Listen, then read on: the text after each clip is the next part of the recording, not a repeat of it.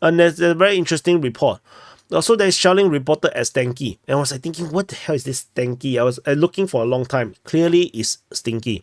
So I didn't know it was stinky. So, yeah, now I know it's stinky. This is reported by the Russian Defense Ministry. I think it's pretty random, given there's so many places they could have talked about. So I think this is just to entertain you guys, Commander. So, if you feel entertained, you know what to do. We move into, you don't know what to do? No. Never mind. At the New York front, the Russian forces attacking in the region of New York as well as Alexandropil. So this is the usual thing. Clearly, this is not going to do much things around here. Over at the Avdiivka front, we have a lot around here.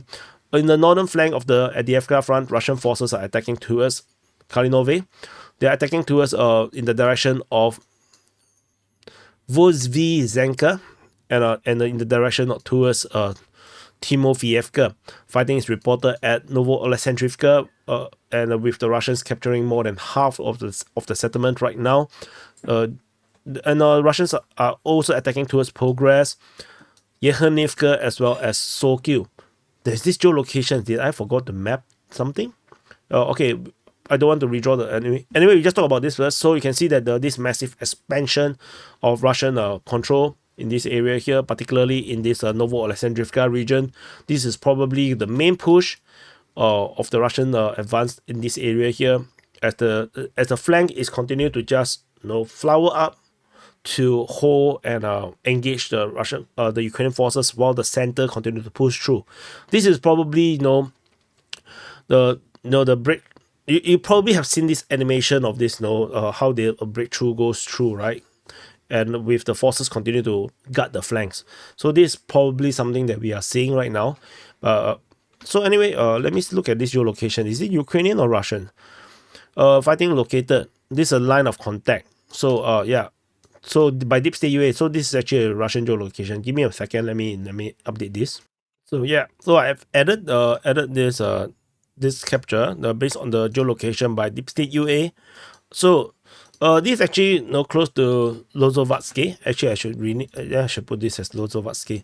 Yeah, I kind of missed it. I remember that I pinned this and wanted to do the frontline change, but I forgot about it. So as you can see, the Russian forces are moving in the direction of Lozovatske, and this is currently going to be the next line of attack. And you can see there is no entrenchment around here. Ukrainian heavy entrenchment is in this northwestern part of Novo-Alexandrivka, as well as the in the southwestern part. The Russians just simply goes around it and just penetrate through where the least resistance is, and then they can actually head over to Timofeyevka, bypassing all these entrenchments. And these entrenchments are now very neglected, very sad. So that's all for this area in the northern half of the Avdiivka front. In the central part of the Avdiivka front, Russian forces, after attacking at Sokil, of course, we have the reports of fighting towards Yekhanivka. They have captured NOVOPOKROVSKE and now heading towards Novoselivka, Persia. The Russians are also attacking towards Novoselivka, Persia from the direction of Semenivka, with the frontline changes reflecting this change. Fighting is also in the area of Umanske. So geolocation of Ukrainian forces clearly shows that they are resisting. They are trying their best to hold back the Russians to varying success. Like in Sokil, things are pretty stable. The Russians did not manage to make much progress, maybe due to this heavy fortress in the north of Sokil. There's another heavy fortress in the north of Novoselivka, Persia. I'm not sure how meaningful is this, or whether it can help in the defense of Novoselivka, Persia. But it does looks a little bit far from the settlement. So this is the current strategic situation over at the Avdiivka front's central part. In the southern flank of the Avdiivka front, Russian forces are returning to Nevelske.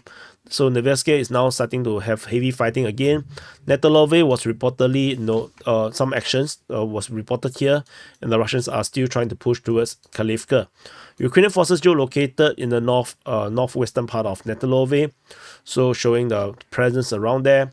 So we shall continue to monitor. This is the situation around at the Avdiivka front. And if I zoom out and I see whether I can plot as much as I can in this area here, I think maybe this.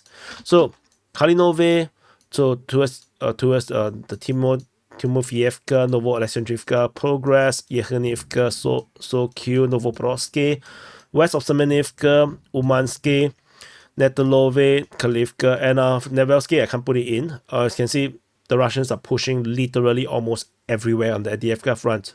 This is the main thrust of the Russian offensive. So this is a continuation of the offensive since the Battle of Avdiivka. So the Russians have not changed this main focus, and they continue to double down on this front line. I'm not sure how the Ukrainians perceive this area here. What is more important? Is it the Kharkiv front more important, or the Bakhmut front more important, or this Avdiivka front? Clearly, the Russians are putting focus on the Avdiivka front, but from my information that I gathered, it seems like the focus is on Bakhmut front, which is very weird. The Ukrainians sent a lot towards this area here, while the Russians are trying to push through Avdiivka front. So, yeah. So let's see how this develops. Over in the Donetsk front, at the Donetsk front, Russian forces continue their battle of Krasnohorivka. There's fighting reported Georgievka, Paraskovievka, and fighting reported towards Vodian. There's fighting reported Staromayorsky, I think Uruzhaine maybe, shelling in multiple locations, Korokhove, I forgot what this name is, I think Katerinivka, Velika Novosilka, Nekushne, and this is, what's his name? Bahodatne. So, and now what is this? This Ostroye. So there's also alleged fighting or something towards Ostroye around there, or Hostre. So that's the strategic situation at the Donetsk front. You can see this push around here, and then this push here. So still very far. So no, don't fret too much. Even from Korokhove, which is where the HQ is still a good 12 kilometers from the front line. So, yeah, it's still pretty far. So, over at the Battle of Krasnohorivka, fighting continues in the city. Russians continue to get stuck. They are unable to push through, or they are not pushing through. However, what we have is the geolocation of Russian forces, invalidating Ukrainian claims that the Russians are still not yet captured this part. So this is the front line or the frontline situation over at Krasnohorivka. In particular, if you look at purely on the Ukrainian mapping, so the Ukrainian mapping looks like this, with Deep State UA claiming that now this area here has been captured by the Russian forces. And if this is true, then you can see that this salient here would not be sustainable, as the Russians are already in this area. They could potentially just pincer, and the forces over here will be encircled. So clearly this is already operationally encircled. I don't believe there's any Ukrainian troops right now here. If there is, there's only some scouts or something. So if there is any more troops, the Ukrainians will have to quickly redraw, and it's going to redraw at great cost.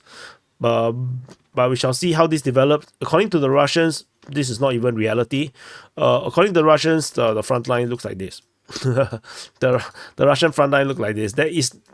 This area here has already been fully captured by the Russian forces. Ukrainians, at most, you have this building around here, and all this forest region, tree lines, forests. So the entire urban region in the south of Krasnohorivka has already been captured by the Russian forces. So yeah, there is this contradiction between the two. So we shall see.